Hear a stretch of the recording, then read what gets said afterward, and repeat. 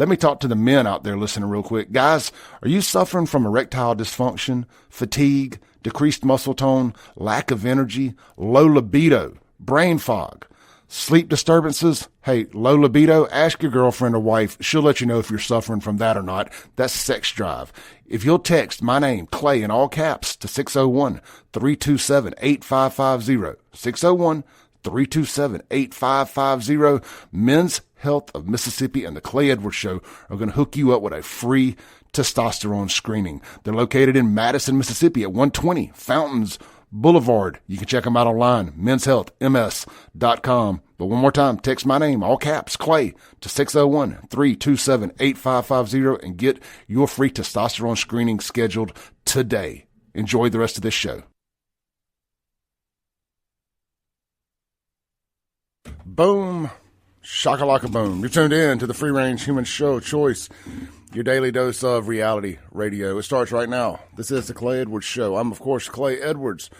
We are live on the mothership, the Big Stick, 103.9 FM, WYAB, streaming worldwide at WYAB.com, as well as the TuneIn app and Alexa. Just search WYAB. You can also go to WYAB.com, hit listen live, then save that to your home screen, and boom, you got a WYAB app if you so choose to listen to us all day. And why wouldn't you choose that? Why wouldn't you choose that? It's the only place, probably the only talk radio station in the state, maybe the country, that ain't funded by USAID. I ain't saying, I'm just saying. I'm just saying. We're also streaming in stunning 4K video at SaveJXN on Facebook, YouTube, X, and Rumble this morning. You can see me in my stunning white T-shirt and my guest over there in his powder blue. Not an Ole Miss shirt, but it might as well be. Powder blue Shelter Insurance jersey over there. That's Mr. Jamie Creel. If you do or do not know Jamie, he's an insurance agent here in Flora, Mississippi. Lifelong Mississippian, 26-year educator in both public and private schools, former car guy. We got a lot in common. The only thing, maybe the only thing we've done is car sales, but either way, once a car guy, always a car guy. That's right. You're always selling, Clay. I appreciate you having me today, and hotty-toddy, man. Hell State. Hey. Hey, I don't care like I used to, man. It used to mean a lot more to me. Now, I'm legitimately become one of those guys that pull for both teams so they play each other. On God, I mean that. I truly me do. As well. COVID broke me of my toxic Egg Bowl rivalry. It's just, and I saw that I can't bicker. This is too big to be bickering about this. Right. I mean, one of the with things, my neighbors. When I talk to people about it, of course, my brother-in-law played, Josh Morgan, who's the head coach at Warren Central. He played at Mississippi State for many years. Yeah, he was very, very good. He's my brother-in-law. He was part of the Dirty White Boys. That's right. They called themselves. He has some big licks. You can still go back and look at him on YouTube. But the thing about it is, I don't understand how you can root against your brother when you're playing against other teams.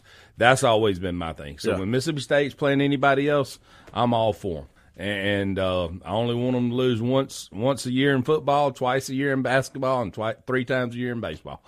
So, but I root for them every other time, and people don't understand that. And I'm just all about rooting for hometown brothers and people that grew up in a neighborhood right down the street from you. Yeah, look, man, there was a time in my life coming out of my drug haze and where I got really into the car business, and that was like, you replace one addiction with another. Right. And the car business I was talking to somebody about this yesterday, actually. It was last night. I went to eat at Burgers Blues and talking to my buddy Corey at the bar.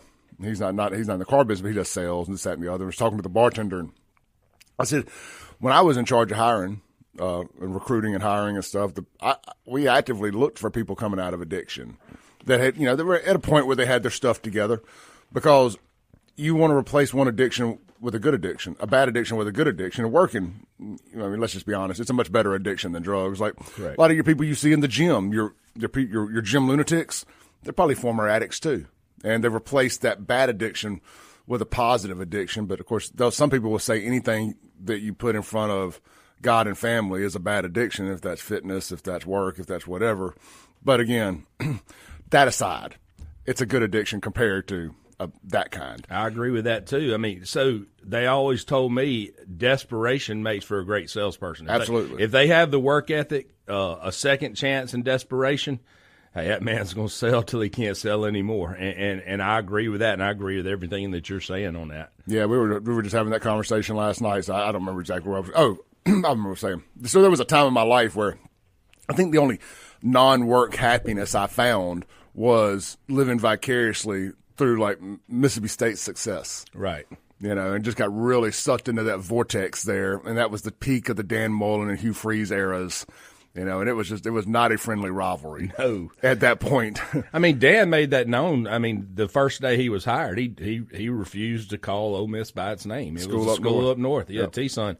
And you know, T-shirts were made, and I mean, and that heated up the rivalry even more. It was fun. Yeah. It did. I remember that Clarion Ledger writer talked about the rivalry had gotten too toxic on Twitter, and he got trashed by everybody. But I think he was right. I'm going to be honest. Looking at in hindsight, it had gotten – I mean, I had people from Ole Miss calling trying to get me fired from my job. Wow. At a time. And so that just ratcheted it up even more for me. Yeah. It was well, let me tell y'all how much I hate y'all, you know. Yeah. I can see that. COVID was a nice baseline. And I think I found some other happiness in life too.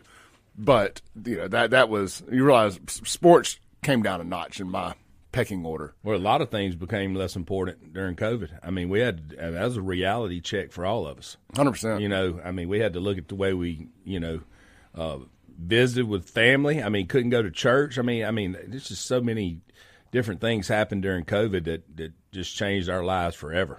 Every time that conversation comes up and somebody says something like you just said about couldn't go to church, I get so mad. It's just like it's ripping the scab right off at our current state leaders who made those terrible decisions. And I get that I can't stay angry about the same thing forever. I got to move on a little bit and let it go, because holding on to stuff like that, it only hurts you. Right. But, man, I don't mind stewing in a little bit of my own anger, because I just think about what the church is. I think about the bars. And not because I wanted to go to a bar and have a drink, but I think about I was talking with a group of men the other day, just two buddies. We were out somewhere doing something. We were sitting over this big cross bridge, whatever you want to call it, that goes over a pond.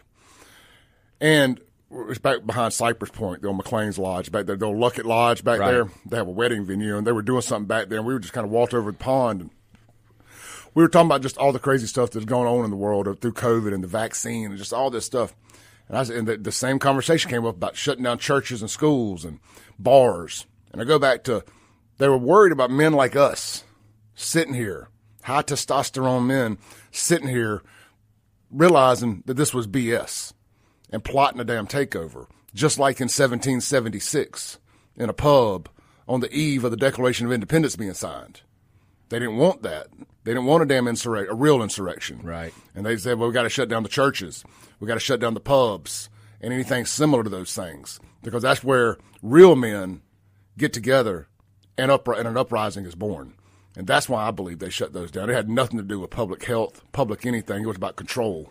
Well, it was crazy, man. At our church, I live in Brookhaven now, but our church, we would get ready like we were going to church. We'd go into the church parking lot, pull in there, and then we could tune our radios. Our preacher, Brother Zach, he's preaching from underneath an awning to a sea of cars. It's beautiful. Well, yeah. It's beautiful. And figuring out a way to do it and still be there in person. Right. I mean, but you can't get out of your car. And so everybody's tuning to FM whatever, because we have that channel. It's like the drive-in theaters. Yeah, it's crazy. I mean, but who would have thought that in 2020, man? I mean, we're in the 21st century here, and we're sitting here. It's crazy, man. I mean, I look back to, I'm a big concert guy. And I'm a little salty about, not getting to go see live music for damn near 2 years, too. Right. And that's always been my drug. Was live music, and it still is to this day. It's something I've done since I was 12 years old, and it's something I'll do till I'm in a casket. Yeah. They make my funeral better be a concert. Right. I'm just putting that out there. I remember my very first concert in Jackson, Mississippi. Rat was there, Queensryche. I mean, that's a great show. Oh man, that was Rat. So I missed that one. That was Rat's not Open Up and Say Out. That was Poison. It was Rat's Reach for the Sky tour. Way Cool Jr. and all that was on that album. Rat was the headliner, right? Yes, they were. Rat was the headliner, and Queensryche opened that show. I didn't get to go to that one, But because that was my first concert was Poison. Opened up as a guy. They were the headliner with Lita Ford and Brittany Fox at the Coliseum during the fair, but it wasn't a fair show. It was you had to have a ticket, right? That's right. To get in it. White Line there as well. Not on that. It seemed like they opened up for Poison on every show they did. Yeah, and so that was my first concert, and I'll be danged. Me and Daryl Arnold, everybody knows Dirty D. Daryl played in Charade back in the day, and he's got his own show here in town now. But we were hanging out Super Bowl Sunday, and this girl was sitting at the bar with her boyfriend, and she had the ticket from that concert. And he got to talking to her about one thing or another, and he pulled up the ticket to that concert. And the first night I ever met Daryl, and granted he's 10, 12 years older than me, but he played in that band Charade. And the Clarion Ledger used to have the live music, the local live music tent. Before the big Budweiser tent was the Clarion Ledger tent. It wasn't as big as the Budweiser tent came to be because they moved all the inside artists outside, yada, yada, yada. But you could fit 300 or 400 people under there. Correct. And Daryl and his band Charade, who had music on the radio here locally back when they still played local music in regular rotation, not just after hours or something. And, man, they were rock stars to me. Right. I was 12-year-old Clay, seeing all these big long-haired rock stars and stuff. We call them trans now. But back then, the more you look like a girl, the more girls you got. And anyway, I'm front row, man. And the singer Rob, shout out to Rob Plafkin, man, great guy. He's a cook out there, a chef. He's a chef out there at the old Reed Pierce's in Byram. The name of that place eludes me off the top of my head, but shout out to Rob. Rob and Daryl in the band, and Chris. Dang it! If I didn't have to say it out loud, Chris. Somebody let me know. Guitar player from Charade, Chris, best carpenter that we all know. Anyway, one of them, Rob threw his harmonica into the crowd, and I caught that thing. Oh wow! I still to this day, when I was 12 years old, I have that harmonica. It's one of the things I never lost. And but that Poison concert, they played the pre-party, after whatever it was out there that night, before we all went into the Coliseum or after we got out of the Coliseum. And I got that harmonica that night. But anyways, that girl had the ticket stub from that concert. That's amazing. At the Super Bowl party the other day. It's Chris Painter. Gosh, I just could not get Painter off the tip of my tongue. Shout out to Chris Painter.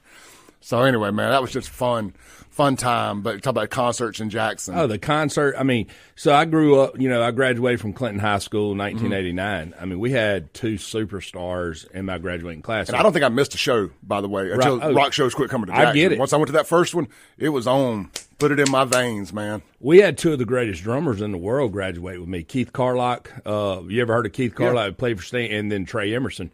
Both of those boys went on, to do professional music and played for Steely Dan, some big people. Well, and then you had Tommy Aldridge from Pearl that played with White Snake. Yep. Still to this day, plays with White Snake. It's crazy, man. Only man, as far as I know, well, at least I don't know if he was on that original recording of Slip of the Tongue or not, but from when White Snake blew up in America with Still of the Night and all the big hits, he's the only drummer that I know who's ever been in the band. Maybe not the only drummer ever. But let's take a break. When we come back, because I can sit here and talk old Jackson concerts forever. We'll have to run this back. I don't want to alienate the people who aren't tuned in for that. The reason for my guest being in the studio today is he was a 26-year educator, public and private school coach too, right? Yep. Coach, principal, everything. We're not here to bash school choice, but we're here to give you a perspective about why we don't think it'll work and why this man doesn't think it'll work after 26 years on both sides of it, public and private.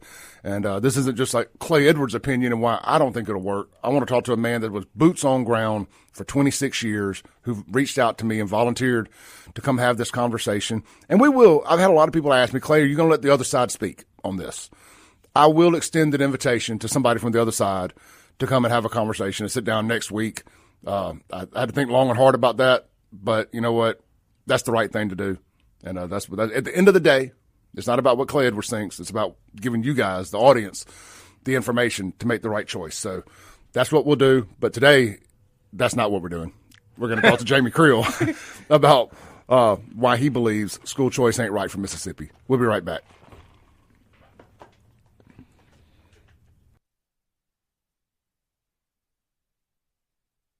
Breaking rules when necessary. Man, I love that phrase. I tell you, I made that up, or obviously somebody else has said that before, but I heard it or saw something on a bumper sticker and I played a little Scrabble and put it together and breaking rules when necessary. And I think that has been a great underlying theme for this show since it started, because I don't go by any rules. I don't, just because I'm a conservative don't mean I go arm in arm with everything the Republican Party or Donald Trump or anybody else does. I try to do what I think is right for me and for Mississippi and for my immediate area.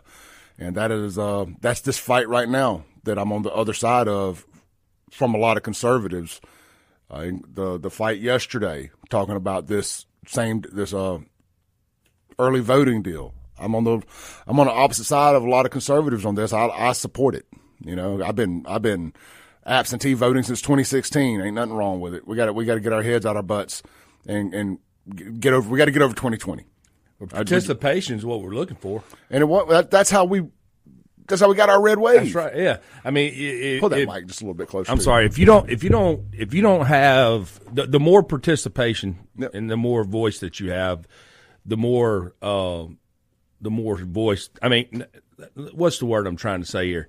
If you're going to get a real result. Okay, if people can't get out there to vote, these elderly people aren't going to wait 7 hours to vote. Now, they do qualify for, I think 65 and older do qualify for absentee, to not have to just show your ID. They do qualify, but they don't know. Most people don't even understand what absentee is. A terrible name for it, for one thing. It's early voting. Right. At the end of the day, I don't know if you were listening to the show yesterday, but the point I made about it was car guy. You know, do I want to go spend 3 hours, 4 hours in line to vote and miss a sale? If you were a manager on the desk just like I was, you know as well as I do, you side-eyeing a guy that just disappeared for 3 or 4 hours to go vote? We need boots on the lot. You should have worked your day off around voting. Yeah, and you probably they'll probably end up going to another lot, buy another car. I mean, people, this is a help me now situation. You know, if you can't get that done, that's just one career field, right? That I'm discussing. One that I personally know, it was frowned upon, whether it was frowned upon or not. We knew it was frowned upon to go vote, go disappear for. Same thing with the teacher coach. I mean, how's a teacher who has to be there at 6:45, work till 4:00, and hope they don't have any after school activities, you know, or had to pick their kids up. Yeah, exactly. Or do anything. Be a mother, it makes it tough. We have grown past. Look, our founders, they were geniuses. They were 100% legends, and they've done it so right. But this is one of the things, and I don't even know if day of voting, one day only voting is in the Constitution.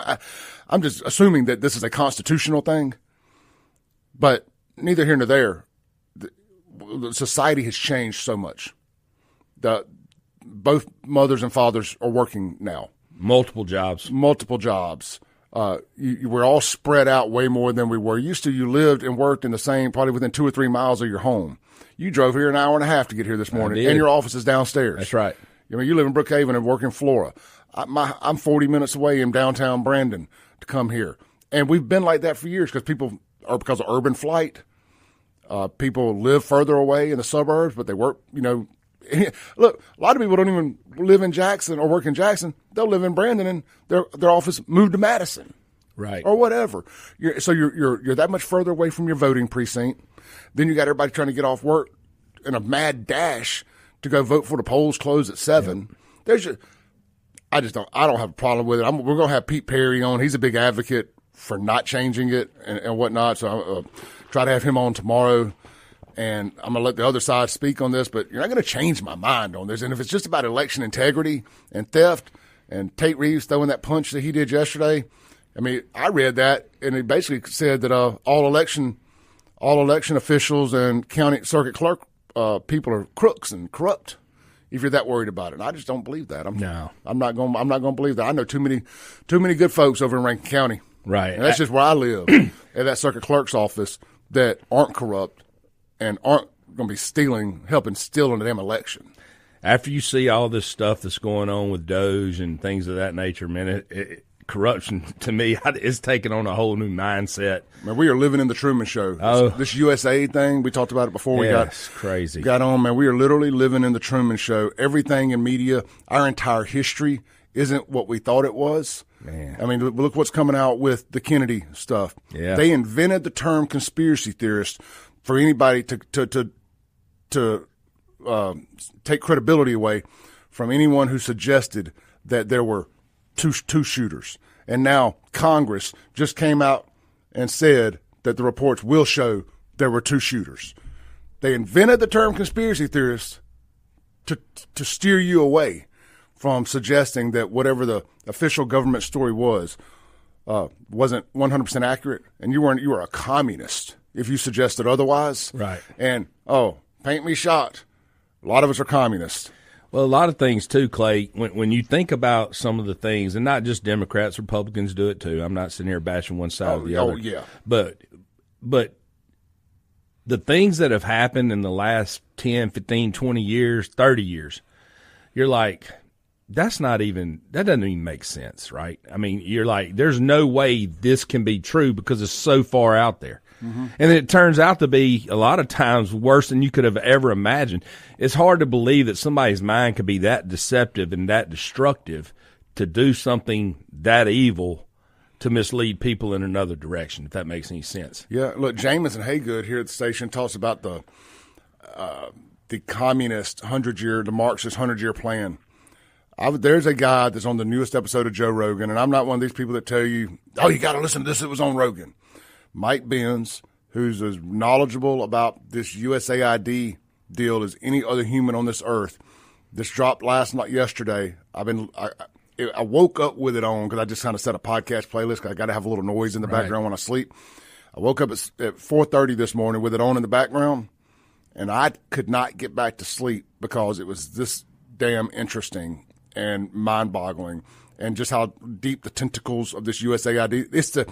Their budget is bigger than the CIA's, and they do all the CIA's work that the CIA can't be associated with. But that aside, he said they had a 50-year plan. I mean, you're talking about people who were so hell-bent on the, I don't know, death and destruction is the word I'm looking for, but for lack of a better term, the demise of true democracy under the cloak of calling it fighting for democracy. This whole democracy narrative that the Democrats have been pushing, they've been pushing this for 50 years. We just didn't see it. Right. And it is amazing what they are uncovering with this. And the fact that there's people upset about it, tell me all I need to know that I've been 100% on the right side of history. The people who told me we were on the wrong side of history are the ones on the wrong side of history, just as we predict. Us dang old conspiracy theorists, put another dollar in the we were right again tip jar. When you see Republicans get in a bind, they get red-faced and start talking back at you. When Democrats get in the bind, they start breaking out in song. Have you noticed that in the streets? I mean, they'll start leading people in songs. Rhyming. And then, a ton of them. There's like 3 or 4 of them yesterday. But you get a Republican in a bad way, and he gets all red-faced and starts trying to turn it back on you. It's just amazing how the different sides react. Look, we were going to talk about school choice, that segment. I jumped down a rabbit hole. Look, that segment was brought to you by our friends over at Mazda of Jackson. Mazda of Jackson is the home of the lifetime powertrain warranty, and every new Mazda sold comes with a year of free maintenance. Guys, I'm going to tell you how expensive oil changes have gotten. Over $100. Tire rotations, a year of free maintenance. And again, they've got interest rates. I don't have the updated ones, but last month they were as low as 0.9%. That's less than 1% on 2025 models. Check out MazdaJackson.com to confirm this month's special rates and leasing terms. And I'm going to tell y'all, man, if you got good credit, on a new vehicle, you really should consider leasing. These import vehicles have great lease terms. Traditionally, at least when I was still in the car business a few years ago, you could lease a new vehicle, and at the 3 years when it was up, you could buy it for cheaper than you would owe on it if you had financed it at that same point in time. I'm telling you, leasing is a reward for good credit at this point, and the benefit for the car companies is if you turn it in, it gives them good certified pre-owned vehicles to turn around and resell. So that's the benefit for them, and keeps a good customer on the road and keeps a service customer. So leasing ain't the dirty word it used to be. Let a good salesperson like Grady Portera over here at Mazda Jackson or Richard Connert, Let them tell you the benefits of leasing, and I highly recommend it. But look, MazdaJackson.com. Look at it right there, Briarwood Drive, 55 in Jacktown. We'll be right back, and we're starting on the school choice topic with our 26-year veteran educator, public and private schools, Mr. Jamie Creel.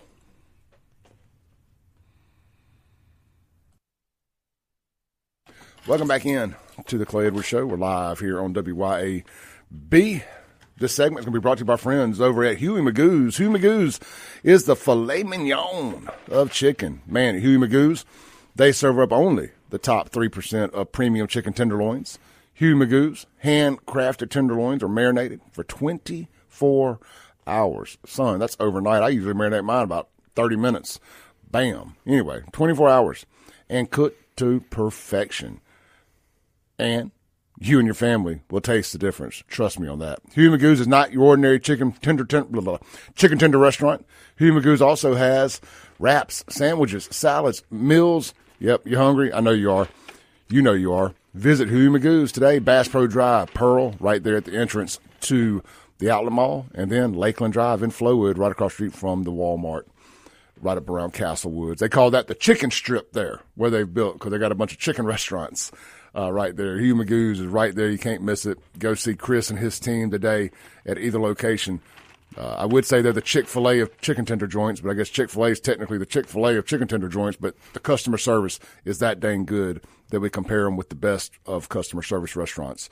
So that is a compliment, and that's not part of the ad read. That's just me letting you know, because I've eaten there several times, and I'm blown away at the customer service, and that means something, especially in a fast food setting, to get good young folks that want to work. And Huey Magoo's is that place. You know, let me just throw this extra little sauce on there too. You got a kid that needs a job, send them by Huey Magoo's. I'm not saying I'm not putting a word in for nobody. I'm just saying it's a good place for good folks to go work. They're gonna get the right training, and you can take that with you anywhere. Coach Jamie Creel sitting across from me here. 26 years as an educator here in Mississippi, public, private, did some coaching. Tell people a little bit about yourself, Jamie. Well, I started out, I know one of your listeners is Fred Shanks. His dad, Doug, who's recently passed. Doug. Yeah, he gave me my first opportunity in education. I tore my shoulder up at Mississippi College, and he gave me an opportunity to work at University Christian School, which was old Brandon Academy back in the old days when it was just a couple trailers and a field, I didn't know it was anything before University Christian. So it was Brandon Academy. So it's first? Brandon Academy. Then it, went to now it's Hartfield. Yeah, and they moved from University Christian School. They moved it out there to Lakeland, and it's blossomed. Man, what a powerhouse it is now. But anyway, I was there. I've been at Hillcrest Christian School over in Jackson. It's changed a lot over the last 20 years, 30 years. I was up in the Delta, and then I spent most of my time in Vicksburg. I was a teacher coach at Vicksburg High School. I was a principal at Warren Central for many years, and now I serve on a couple committees for the Mississippi Department of Education. And education and helping, being an advocate for kids is and getting proper education is one of my battles, and it always will be. All right, so this school choice thing. Thank you for the work you put in. The school choice stuff. It's been a hot topic here, and I'm just gonna be honest, man. I ain't met the only people that I've talked to that are for school choice are people who are involved in these conservative think tanks. And they do a lot of great work. They do these conservative think tanks. I'm not saying this as a derogatory here. They do a lot of great work, and I agree with them a lot on a lot of what they do. This ain't one of them, and they're the only people I see that want this are them. And big politicians. Well, Donald Trump said that we need school choice. Well, you know what? The same people telling me that are the same people, Tate Reeves in particular, who are telling me that we don't that early voting, it makes you, if you want early voting, you're a Democrat. Well, Donald Trump also said we need early voting. So you got to pick. You can't use the Donald Trumpism for one thing and then ignore it for another. I'm not using it for either. I make my own decisions. Nobody else is going to tell me what I need to think or do. Right. But anyway, so I see school choice. I'm not going to talk about my stuff right now. I beat it up at nauseam. People understand why I don't want it, because I don't want to reward Jackson. You destroyed your city. You destroyed your schools. You need to clean it up. And the same goes for every other one of these failing school districts in Benny Thompson's district, as you're going to discuss here. We should focus on fixing them, or them fixing themselves, or whatever, before we drag the whole state into the school choice debacle. Well, what happens, Clay, is we make a suggestion and they say, "Oh, we'll just do this." We don't think about the repercussions. We don't really think about what's causing this issue, and then we don't want to address the real problem. Okay, the real problem is the data that I showed you before the show today. Okay, why is school choice even an option? Because you have failing schools out there. I mean, nobody wants their child to go to a failing school. I mean, you want what's best for your children, okay? Now, one of the biggest problems, and I had you take a guess on the phone last night. So we have 140-something public school districts in the state of Mississippi, and I asked you to guess how many teacher vacancies there were out there. Mm-hmm. And you said like 200 and something. Well, there's actually 2,946 teacher vacancies in Mississippi as we speak. 2,900, almost 3,000. Almost 3,000 teachers. I guess 200. I had no idea. I was just throwing poop against the wall, and I was off target. And that's a problem. So when you have that many vacancies, other teachers have to pull up and do extra work and try to do things. I have some suggestions. Now, are those vacancies that we have the money for? Yes. Or is that okay? So that's the shortage that they're running right now in the state of Mississippi. And look, that's not licensed. That's not licensed positions such as librarians and counselors. That's not bus drivers. That is teacher vacancies, like for science, math, English. And to me, that is a huge problem that needs to be addressed. As you can see, it's broken down. The sheet I gave you is broken down, into 4 areas.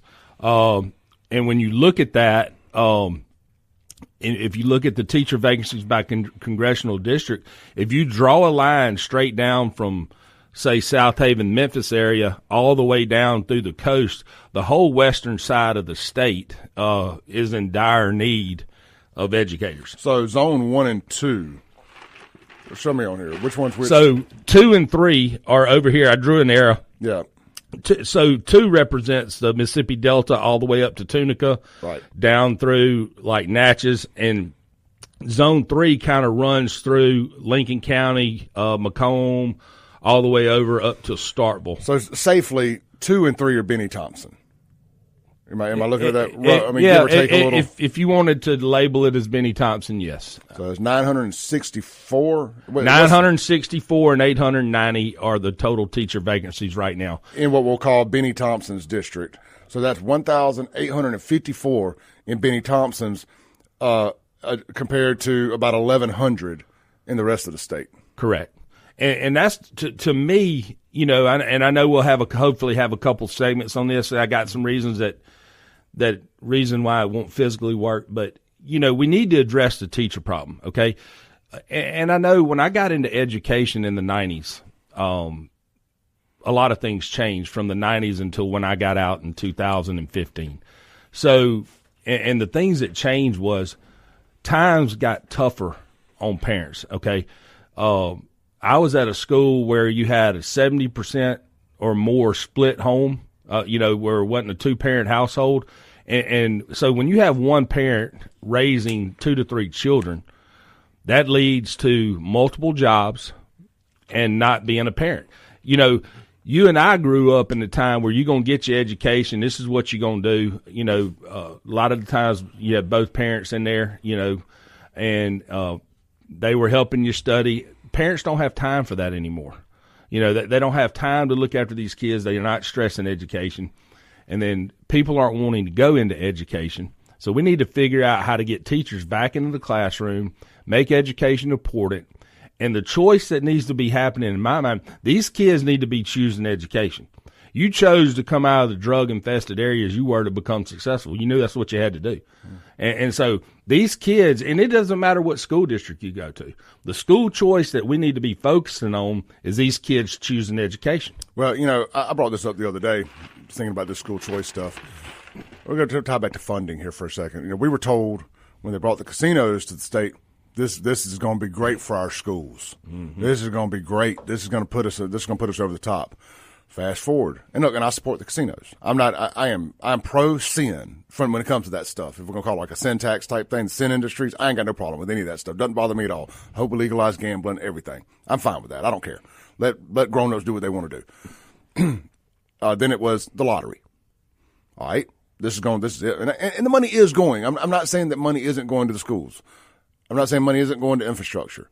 And now it's, now it's school choice. This is it. This is going to be the one that puts us over the top. This is going to make it all great. You know what I've learned is it ain't got a damn thing to do with the amount of funding. Clearly we got the funding. Mm-hmm. It ain't got anything to do with what school you pick to go to. It's the factors you can't control when they leave that school. But you just said, the home. It is the home. Starts with parents. None of this stuff is going to make a lick of a difference if we can't do something about what's going on in the homes. Yep. And of course, more teachers obviously helps, but this all starts at home, man. No doubt about it. Now, you made mention to the casinos, okay, so I can speak directly on that as well. The coast, I think, got it right, okay? Their teachers make an abundance of money. There's a lot of people who love their jobs down there. They put money back into the schools. Those casinos were you had what was called local negotiations, okay? In Vicksburg, I don't think they quite got it right. If I'm not mistaken, and somebody can correct me on this, but when I looked into what the casinos were given in Warren County for the 4 casinos that were there, it was only 3% of 3% that were going to the local schools. That's not a whole lot. And here's my gripe with that is, and that's why I get all salty about the fact that we can't have one in Jackson because we're trying to protect Vicksburg, we're trying to protect the coast, trying to protect these other places, but they're getting additional funds from those casinos that the rest of us ain't getting. Correct. But you let us know you can't do it here, even though you got the body of water, everything checks off, but you can't do it here because it's too close to Vicksburg. Yeah, but they get this extra money, right? But it's not a whole lot of money, yeah. And so Vicksburg's been in difficult financial strap financially over the last couple of years, and the revenue is just not flowing in like it was. Mm-hmm. Especially for casinos, I consider it as bad negotiations. From what I was told, back when they negotiated, they put all those local restaurateurs out of business by opening up those buffets. Mm-hmm. And they promised they wouldn't do it. And then they start out small, then they build the big buffets. And next thing you know, mom and pop doesn't have a business anymore. Hold that thought. We got to take a break. We'll be right back with Jamie Creel here discussing school choice. And we're really peeling the onion back today. We got 2 hours of this, whole another hour to go. We'll be right back on the Clay Edwards Show. The Clay Edwards Show. We got about a minute before our top of the hour break. I hate the way these segments end here at the top of the hour. I do apologize for break after break, but that's the way the ball bounces sometimes when you do the longer segments leading up to it. We got Jamie Creel with us, 26-year educator. We're just going to save the rest of the conversation for the next hour, but we've got some really good examples of this school choice stuff and why it's being why we don't need to do it. And we're going to discuss that more. Some of the other things that could be done instead of school choice that could fix a lot of these problems, like solving the teacher shortage, not trying to put more kids in schools that already have teacher shortages. I don't think that's a good idea. I know they continue. One of their things, Clay, it's a cap on it. They can only take so many. It's a cap. The public school thing is just a small part of this. Then why don't we just take that out of the equation and figure out a way for y'all to get your charter schools? Because I think at the end of the day, based on the rich people I see that are supporting this, there's obviously going to be some kind of financial gain in this charter school system and this private school system. And they want the tax money for that. We'll discuss that and more. We'll be right back with Jamie Creel.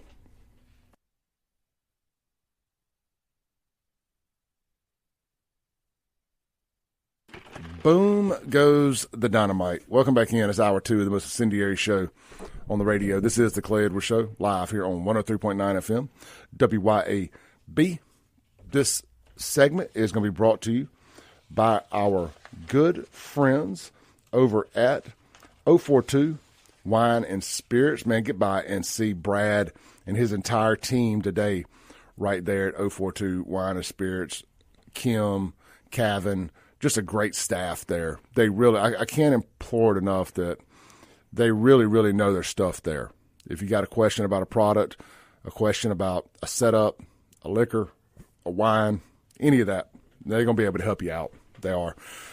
You need tips on how to mix a drink, or just any suggestion. I'm telling you, we were talking earlier about being in sales, and I like being sold. Like, I like a good salesperson selling me on stuff and making me want to buy something other than just it's got a pretty label on it. Like, tell me about it. Why do I want to buy this? I respect the hustle, and man, they're on their game at 042 Wine and Spirits. Reminds me of like when I go in the Buckle. Their staff knows their stuff there, and they, suggesting stuff for you. And just anyway, good stuff there, man. It's a good experience overall. They got a huge selection. They were voted Rankin County's best liquor store multiple years in a row now. So swing by, located right there, Highway 80, next to Sonny's Barbecue. That's 042 Wine and Spirits. Locally owned, locally operated, brick and mortar store right there in Brandon. All right, we got Jamie Creel. He is a shelter insurance agent right here in town. So a little plug there for what Jamie does. He's located right below us here in the Cotton Exchange Plaza in Flora. You need any insurance needs, give Jamie a shout. He's a good dude. He's one of us. So I'd like to do business with people that represent our audience. So a lot of people just do stuff online nowadays, and man, it's always good to sit down and have an insurance guy. Appreciate that, Clay. Yep. You didn't have to do that. We really appreciate it. I represent a good company, and I feel like we take care of people better than anybody. Everybody's going to tell you that. We show it to you. Yep. So check them out if you need anything. But the reason for his appearance today is he was an educator for 26 years here, public, private. We're pulling the school choice conversation back. Jamie's not for it, and he's explaining why way beyond just the I don't want kids coming in from a certain area type conversation, like how I feel about it. But so we're going to pick back up kind of where we left off a little bit, which where did we leave off? We talked so much during the break. Yeah, we talked about the teacher shortages. The next thing I think is we need to look at the underfunding. So we talked about the congressional districts and this, that, and the other. So when you look at, there are a lot of schools out there because the businesses not being in the certain areas, there's a lot of underfunding going on right now in certain schools, okay? Well, as you know, with the school choice that they're proposing, when that person chooses a different school, what happens to the money? It follows the kid, right? So what you're going to do is you're going to take a school district, and some of these counties only have one school district in the county, okay, because of all the consolidation that's gone on before. So when you take that child out of that area and put them into a different area, say in a private school or an adjacent county school, you're going to make that school even more underfunded than it was previously by taking the $8,000 to $12,000, whatever they're proposing, out of that school district, and it's going to create more problems. You still haven't addressed the problem that is there in the room of why this school is not performing.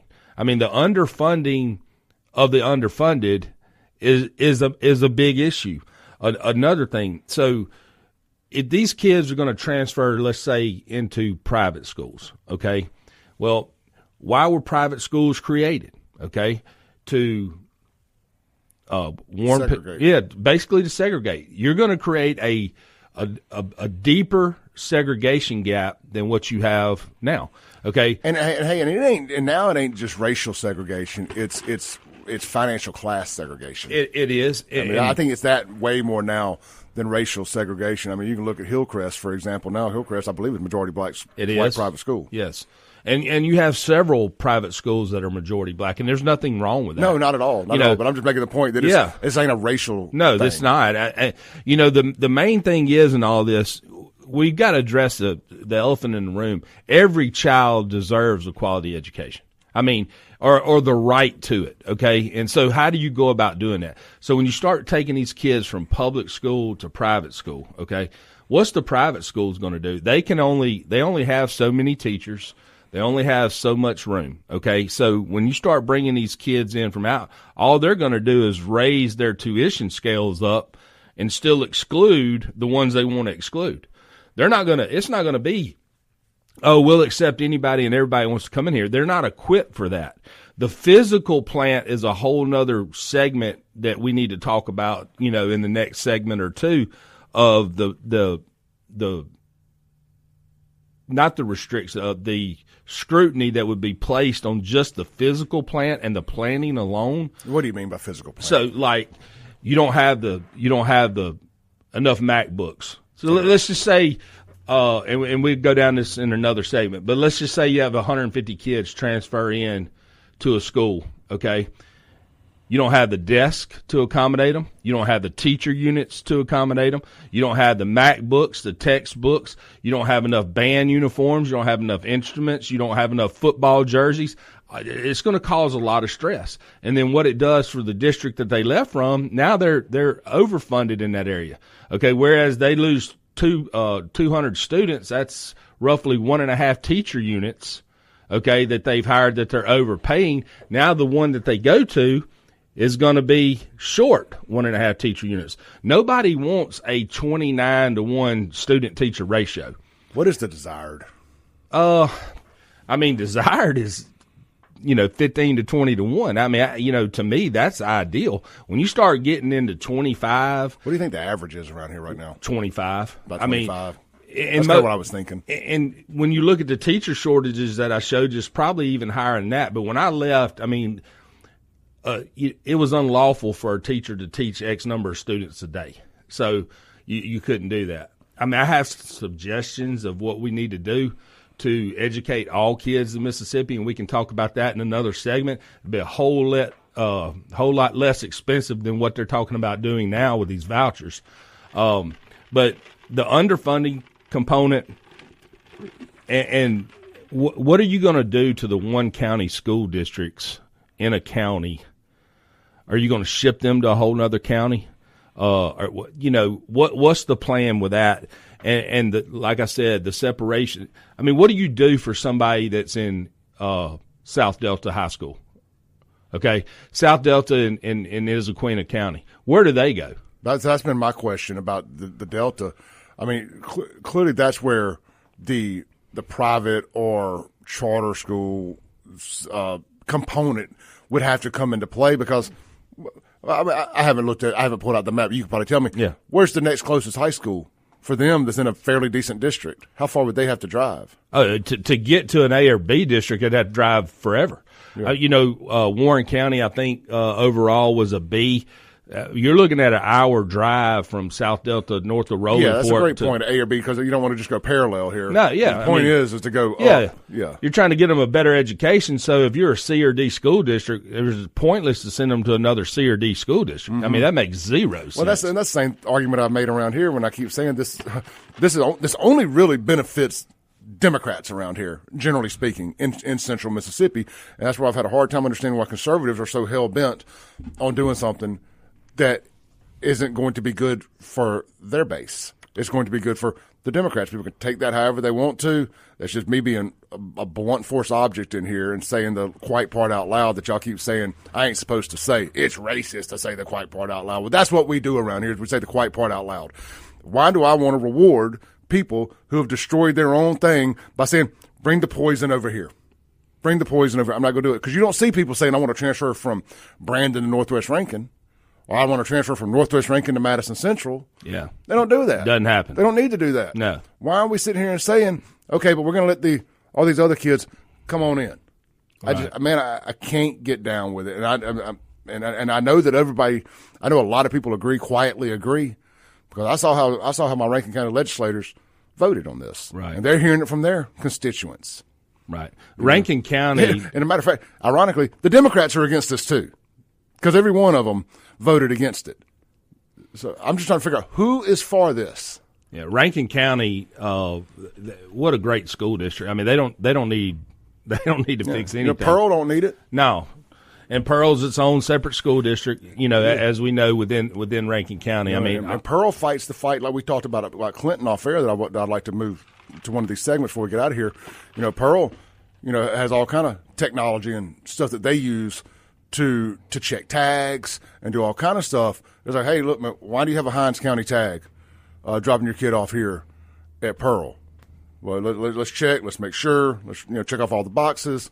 They put a lot into that. I mean, because of the funding issue. Right. I guess it all comes down to that kid's tax dollars are being given to JPS, right, not to Pearl. Right. Let's look at Madison Central for a second. My good friend of mine, T. Birchfield, is the principal over there. I talk to him regularly. I like to stay in the educational game and stay abreast. Sure. So let's just say you had 200 kids from Canton Public School District that wanted to move into Madison Central. Okay. Now, we all know Madison Central is higher performing than Canton. Okay. And no disrespect, but it's facts. It is what it is. Okay, so so they let 200 kids in there. What's that do to the people who legally move into the school district? And let's say they get 200 from Canton. Now you have 150 other school age kids that move into that district. Now they have an influx of 350 kids. What does that do to their school? All these schools, a lot of these bigger schools are facing Northwest Rankin was overcrowded the first day it was built. Ridgeland. It's unbelievable the amount of kids that are moving in, and then you're going to allow an adjacent district to come in and overcrowd it even more. Yeah, and they say that one of the arguments they make is that's not going to be an issue. If they only have 5 spots available, that's it. There's only going to be 5 spots. Well, that's discrimination toward the people that you're giving school choice to. Yeah. I mean, if you're saying there's only this many spots available, it's not really school choice then. If you can't choose the school that you're going to, how's it school choice? Yeah, I agree. I mean, it just makes no sense. You can't call it school choice. Yeah, I'm like, well, if that's such a small aspect of this, then why are we doing it? Well, Clay, if you just save one kid. Yeah. Okay. So, I'm sorry, y'all aren't. This ain't about the kids, and that's what they keep saying. This ain't about the kids, man. There's some money somewhere in this whole thing. There's too much money behind it pushing it. This ain't about the kids. Y'all can stop with that for me. Right. I love the kids. I'm all about the kids. But you know what? If you want your kid to go to a better school, you need to do like people have been doing for the last 250 years, and you need to move to that district where them kids can go to a better school. The only, and I just can go to the Tri-County area here. That's what I see. That's my lens that I see everything through, is through the lens of Jackson adjacency. And this is going to hurt the property values. It ain't going to help the property value because, like I know, the reason people generally move to an area is because they have good schools. That increases the property value of that immediate area. Yep. Pearl, Gluckstadt, Brandon, wherever. Jackson's property values suffer because there is no middle class in Jackson because the schools are hell. Well, man, I imagine like Jackson property values may just go up a little bit if now you can go live there, and if you consider some of the things like in a neighborhood like Belhaven, some of the perks of urban living or whatever. Some people like that. It ain't for me anymore, but teach their own. Now the school factor isn't a factor. The school district isn't a factor. Like, I can live here and I can send my kids over to this grade A school in Pearl or Northwest or Madison or wherever. Right. Well, you've eliminated a big issue in the Jackson real estate market too. It's going to help Jackson, right? But it's going to hurt the other areas, in my opinion. The accountability model is a whole nother animal too. Man, that's for me. And so I mean, when you look at the accountability, so I'm summarizing here, but when you look at the data from last year, I want to say that JPS had 14 failing schools.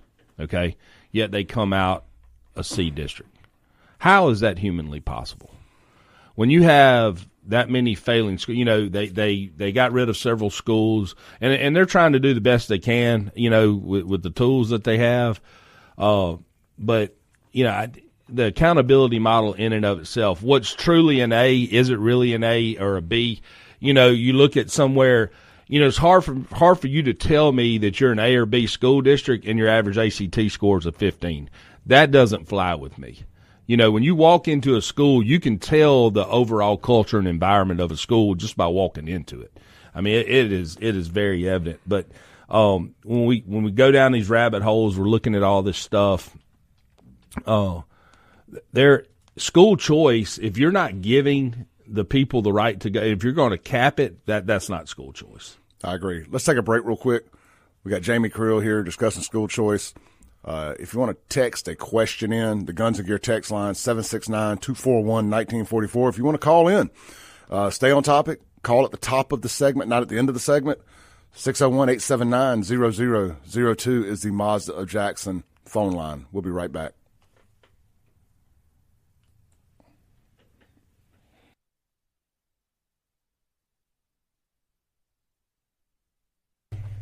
Welcome back into the Clay Edwards Show, right here on WYAB. This segment, man, brought to you by my friends at El Patrio Mexican Restaurant and Cantina.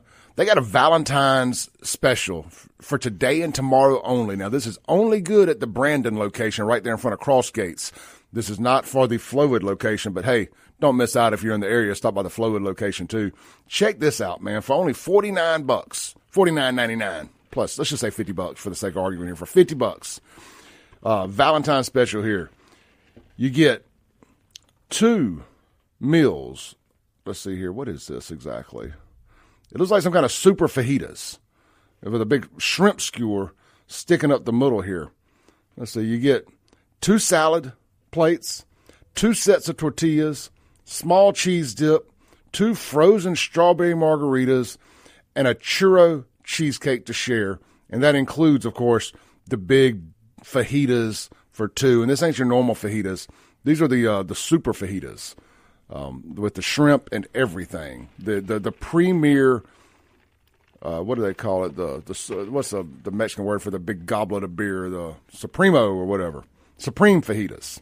Man, get by there, enjoy that at El Patrio. That's a lot of food for $50. I can easily go spend $50 on some fajitas and a couple draft beers myself.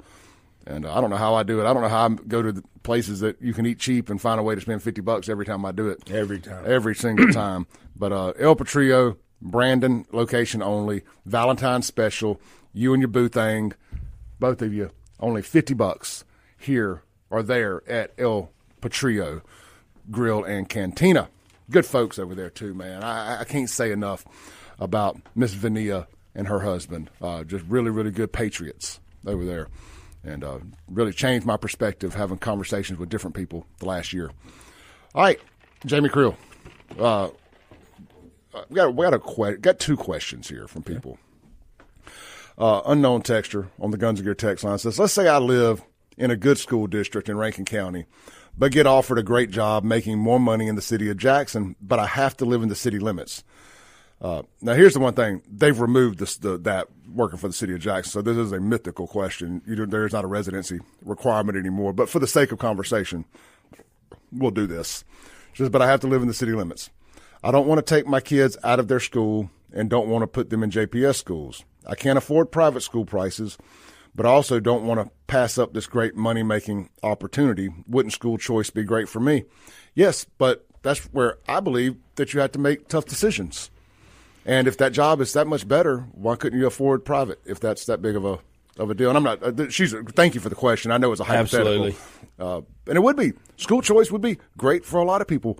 But I think it's wildly unfair for the people who have had to make the tough decisions to move to those places and tighten the financial belt strap and do all the things they had to do to make it happen. Think about the exodus from Jackson in the 90s and 2000s because of the schools. Do you think that people wanted to leave their homes? No. And had to go tighten that? Oh, look, man, it's going to cost us $400 or $500 extra a month in mortgage or rent. It's going to cost extra for this, extra for that. We're going to have to tighten the belt. We're going to have to throw out any recreational stuff here for years while we get through this. That at the end of the day, I hate to be. It ain't fair. But life ain't fair. No, it wasn't fair for them to have to do it. And it ain't fair. It ain't always fair for you or your kids. You're going to have to make some tough choices. And we wanted to eliminate people having to make tough choices. And I'm tired of that. I'm fed up with it. Let's take a call here on the Mazda Jackson phone line. We got Jerry on the line. Hey, Jerry. Hey, man, I don't have a dog in this hunt. I don't have kids, but I pay a lot of taxes to a failing school district. Well, yeah, I mean, you got a dog in the hunt then. Well, I do. I got a lot of little kids. They're all called George Washingtons. But I don't, where I am, it's hard to get people to buy because if they have kids, they're going to have to put them in private school.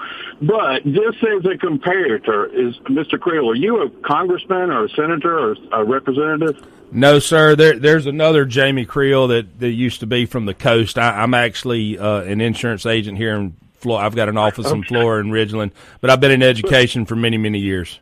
No, I understand, but, I don't have a dog in the hunt, really don't, other than paying taxes. But aren't we subsidizing protection in the city of Jackson for people who own businesses and representatives and senators? So why shouldn't we do something for the school system so that I can get more if I resell my house or have an opportunity to sell it? Because we're basically condemning kids, and let the tax dollars, if I had children, let my tax dollars follow my kids, is what I'm saying. I don't have kids, and I'm just making the suggestion. I don't really know the inner workings or anything, but we have a capital improvement district that has a special police force because it got out of hand. Why can't we do that for the school system and say, hey, we need to have the dollars follow kids? Now, I'm not, I'm like Forrest Gump sitting on a bench. I just have a box of chocolates, so I don't have an idea how this works. I'll sit back and listen, but I just wanted to ask, and I appreciate you. I just heard that and wanted to ask. Thank you, man. Right. Well, I'll say this. JPS's problems aren't because they're underfunded. They get more per head than I think any other district in the state, right? They receive a ton of what's called title funds. And so when I was in Warren County, everybody wanted to try to model after the Nashville, Tennessee Academy.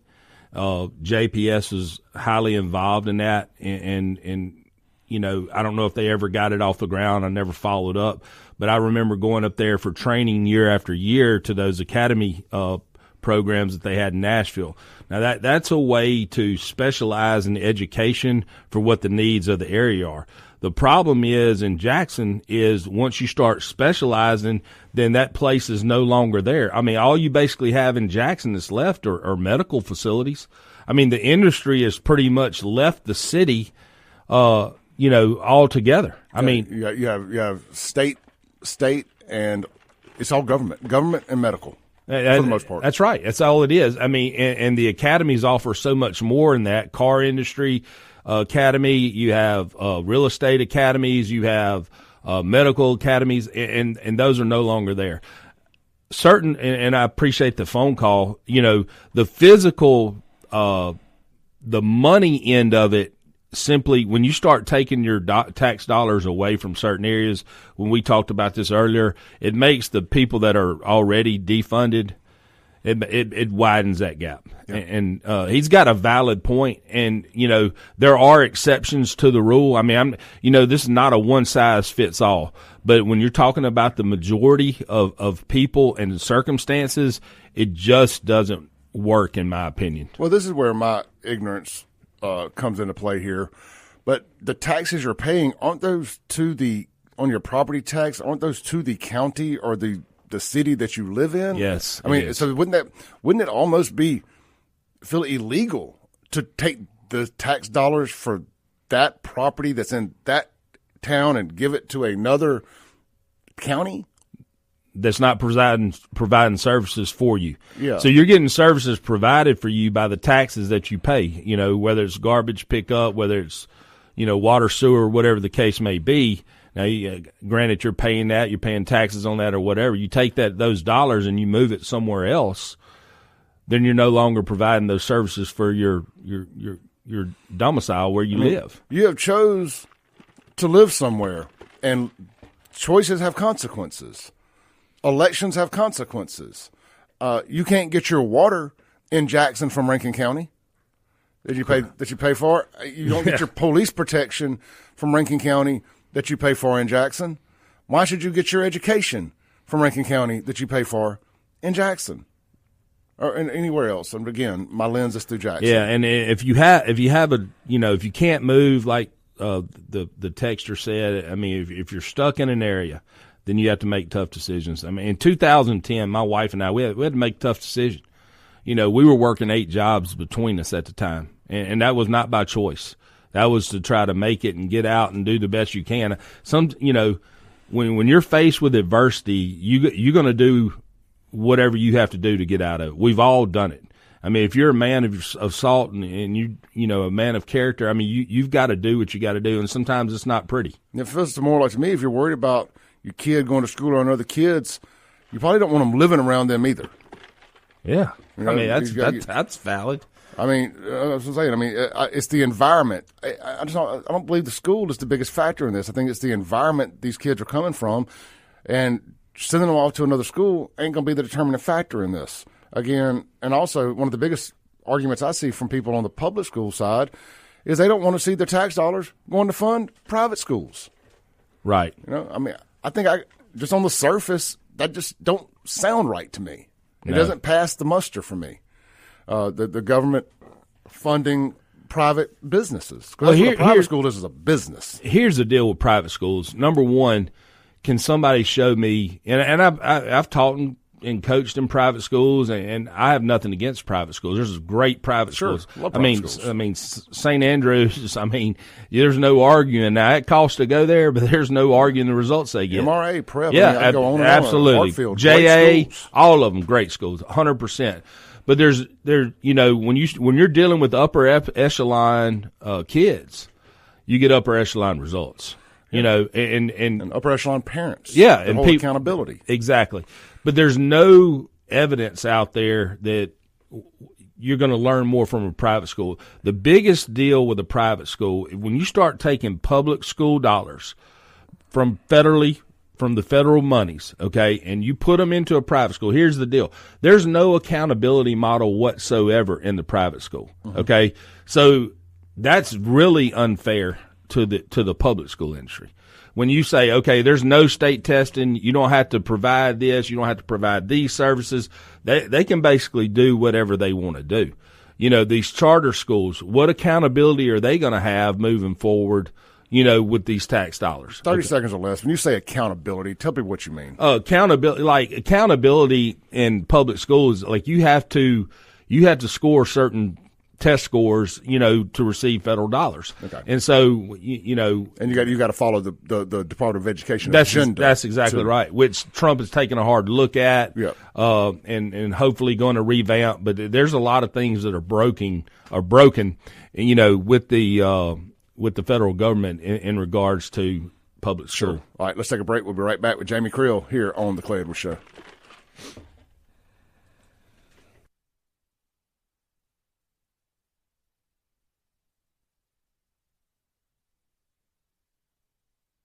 Welcome back in to the Clay Edwards Show, 103.9 FM, streaming worldwide at Save JXN on Facebook, YouTube, X, and Rumble. Where I told y'all we wouldn't last long on TikTok, and we did not last long on TikTok.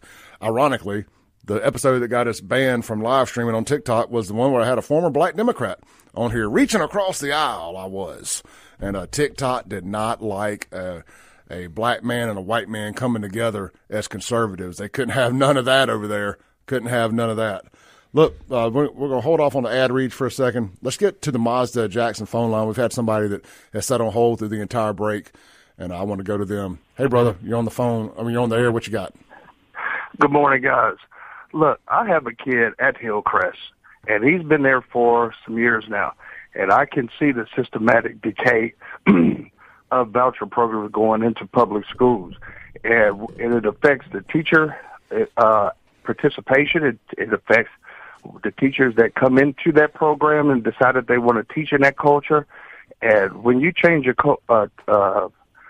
school's culture, it ultimately changes the school's dynamic, and that's not always for the better, and it has not been. I agree 100% with you. 100%. My sister, I went to Hillcrest for one semester. My sister never went anywhere else other than Hillcrest. I grew up around the corner from it. It's still a great school, but it is interesting to hear it from that perspective. It is a great school still, and I see their struggle daily. But in that struggle, it's almost like, when you have a good school, you got a lot of people that want to come into that school. Unfortunately, the caliber of the culture doesn't meet the dynamic of the school, and that's where you have the situation. That's all I wanted to say. Right. And I'll say this to you, sir. Take Hillcrest, for example. I don't know how much tuition is or this, that, and the other. When I was there, it was a great school. It still is, from what you say. I have a lot of friends that are teaching there still. And the area, just Jackson as a whole, has changed so much. But the way you change school culture changes everything within a school, positive and negative. You got a negative culture, you're going to have a bad school. You got a positive culture, you're going to have a positive school. I mean, and there's ways to get the culture back, and it starts with leadership, that's just my thoughts on it, if that helps with anything. Well, I understand the leadership aspect, but also that leadership has to come from the city, because the staff there, they're just doing what they're told, and they're just taking in these folks because they have to, and it's ultimately changing the whole dynamic of what the school was intended for. I foresee Hillcrest becoming, in the next 3 to 5 years, not what it was intended totally. Yeah. Right. Now, they don't have to take everybody now. I mean, that's the one thing about private schools. They do not, they have selective process in who they have to let in or who they don't. Yeah, but this is my opinion. They Hillcrest was strapped for money there for a bit. Yeah. I know that. Absolutely, right. absolutely. They had a quota that they had. Regardless of who you can allow and can't allow, you still have a bottom dollar that you have Correct. to meet. I agree with that. Yes. You start when money gets involved, you start loosening up standards. Absolutely. Absolutely, guys. Y'all have a good day. Hey, thanks for the call. Great call, brother. Thank you for listening. Yeah, when he makes a great point, man. And this is the part the pro school choice people call you a racist for bringing up. And I said this off air. I can't help that Jackson's all black, 90% black. I can't help that it's majority black kids that are going to be transferring in for this conversation. My point is, it's a lot of broken homes, a lot of bad parents in that area that I think are going to want to send their kids to another school. The race is not a factor in this. It's an unfortunate thing you can't overlook. Right. When we're talking about this, but that is not my factor. It's not that I don't want black kids coming in to better school systems. I want black kids and white kids and brown kids and Mexican, everybody to have a great education. That's not what this is about. I grew up in Jackson. I know the soul and the character of the people, and I'm telling you, the majority that are going to be able to do this. That's the important thing here. We're talking about the transportation aspect. The people who are going to be able to do this ain't the parent. I get so mad, and I'm going to say this again. I beat it up because I want to continue to beat it up. They talk about the skin in the game part from the parent. Clay, they're going to have to commit to 30 minutes one way, 30 minutes another, twice a day to drop them off and pick them up. That's a parent that's got skin in the game. Well, what about the parent who works 2 and 3 jobs to try to put food on that table and work with their kid every night?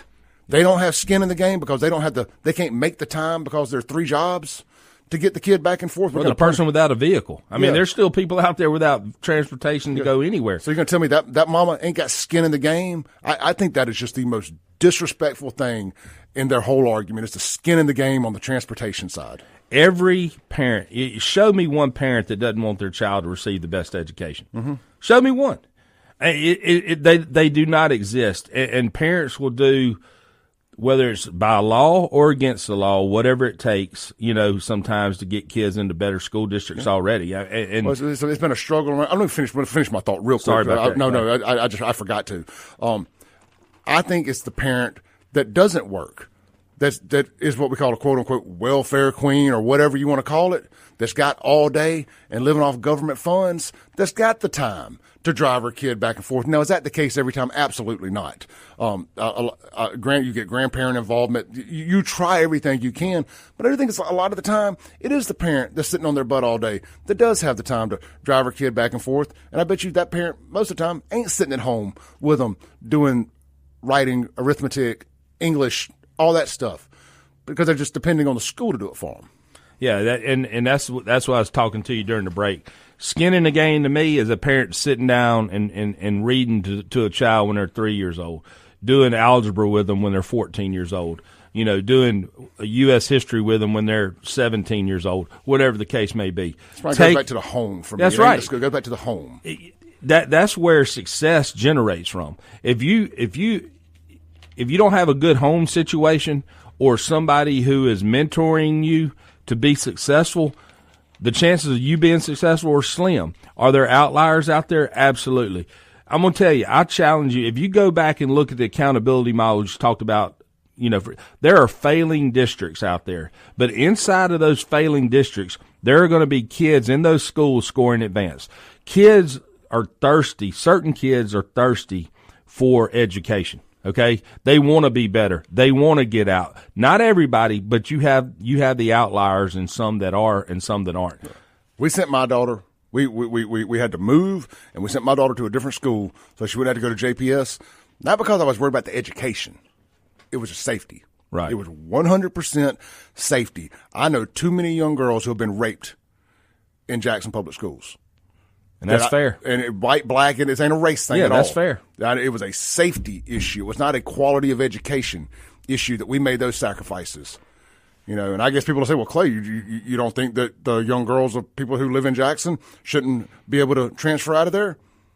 No, I think we need to fix JPS. I think if it's that big of a problem, we need to fix JPS. Yeah, and many other schools. Yeah. And again, just through my lens. I know. Many people.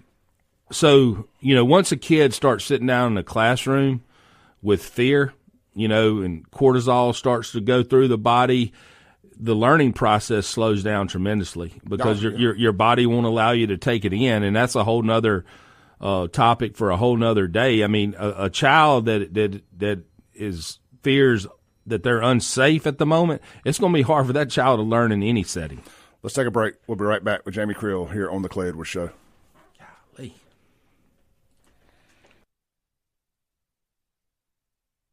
Welcome back in to the Clay Edwards Show. Hey, guys, you're probably asking yourself, what's for lunch today, Clay? Tell me about them blue plate specials around town from your great sponsors here at WYAB. Well, I'm glad you asked. I was thinking the same thing. Our blue plates of the day. Let's start over there on the reservoir. Buzz in the Res since 1982. McBee's. Did I get the year right? 82. Yeah, I got it right. 1982. Thursday. Man, guys, it's Spaghetti Day. And I saw that spaghetti last week. I didn't get it. I ended up doing the damn red beans and rice, which you can't go wrong with the red beans and rice and that country pleasing sausage. I did the red beans and rice, but they got the spaghettis, the blue plate of the day. You can also get hamburger steak, fried or grilled chicken breast, and hand-battered, hand-tenderized country fried steak. That's at McBee's. At all three locations of Burgers, Blues, Barbecue, Madison, Flowood, downtown Brandon, red beans and rice with sausage, hamburger steak, or the rotating meat of the day is country fried steak. Oh, that's a continuing theme around here, isn't it? What about Martin's out there at Livingston, downtown Jackson, two great locations to serve you.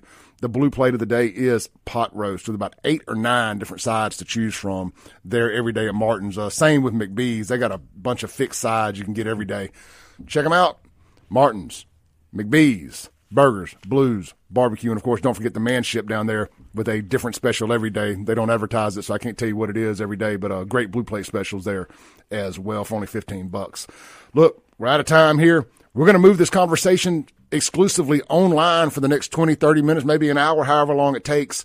I can't take calls, but you can text any questions you have to 769-241-1944, the Guns and Gear text line. We're streaming at Save JXN on Facebook, X, YouTube, and Rumble. We're going to continue the conversation there for up to the next hour with Jamie Creel here on the Clay Edwards Show on WYAB.